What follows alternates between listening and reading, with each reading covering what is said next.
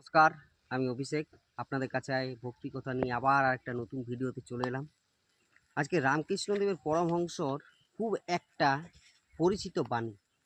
সে বাণীটা হচ্ছে, যে মূর্তি ভালো লাগে তারই ধ্যান কর, কিন্তু জানবে যে সবই এক, ঈশ্বর সবই এক, কারো উপর বিদ্বেষ করতে নেই।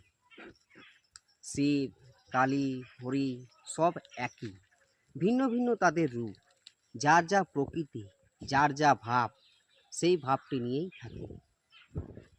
এবং অন্তরে শিব ভক্তি, হৃদয়ে কালী, আর মুখে হরিবোল। মুখে হরিবোল। যিনি ব্রহ্ম, তিনি শক্তি, তিনি কালী, আবার তিনি নবরূপে গৌরাঙ্গ মহাপ্রভু।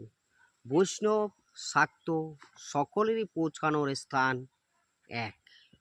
এটাই রামকৃষ্ণ পরমহংসদেব বলেছেন। রাধে রাধে। অনেকে আমরা বলি গুরু পূর্ণিমা। এই গুরু পূর্ণিমা কি আসলে তা আমরা এই ভিডিওর মাধ্যমে জানি।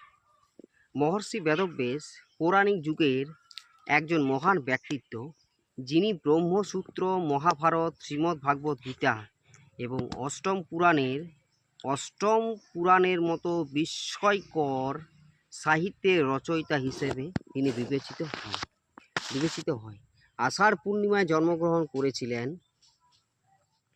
তাই কথিত আছে যে মহর্ষি বেদব্যাসই সর্বপ্রথম মানুষকে বেদ শিক্ষা দিয়েছেন। তাই তাকে হিন্দু ধর্মে প্রধান গুরুর মর্যাদা দেওয়া হয়।